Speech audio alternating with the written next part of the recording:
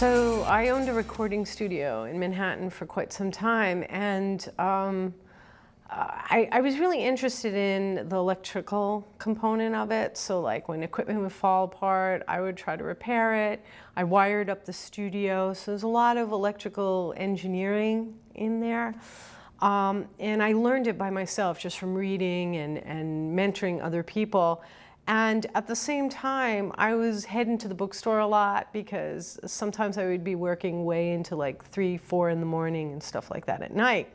And I needed something to read while somebody was recording an album. I would do something, you know, to hold my interest until there was a problem that came up. And so I got these books on psychology and on neuroscience.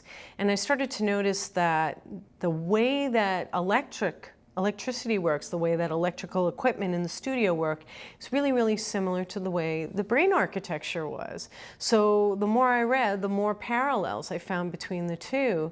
And as time progressed, I became more and more interested in the, I guess you could say it was it's like biophysics of the brain compared to like the electrical equipment that I was working with. So I wanted to actually further my education. I wanted to leave the music business because there were several unsatisfying components to it. And I just felt like I wanted to learn more about the brain and how it works. But really, it was just going to a bookstore, picking up a neuroscience book and reading about it and get really interested in it, to the point that I ended up selling the recording studio and heading back to school. REM sleep. REM is absolutely vital to your health for many reasons. So how the sleep cycle works is you're like in stage 1, which is pretty So the university setting is really different, right? The classes are usually like 300 students. You don't really interact with the students very much. It's really, you just walk in, you have a PowerPoint, you lecture, and you walk out. And that's kind of unsatisfying, especially if you're a psychologist. You're somebody who kind of really digs interacting with other people, learning about them, helping them at a more intimate level. So I actually found that incredibly unsatisfying. And I taught one class here part-time a few years ago, and the experience was just so much different from teaching a psychology class at UW. I got to know all my students.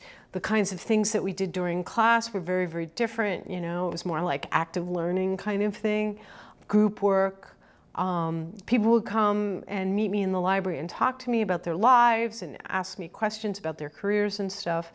And so it just really satisfied that part of me. So I made the decision to leave the 4-year university and come here. I also think I felt like the students needed me more here than they did at the university. I mean, they're just, you know, they're all like coming from, a lot of them were coming from really wealthy homes.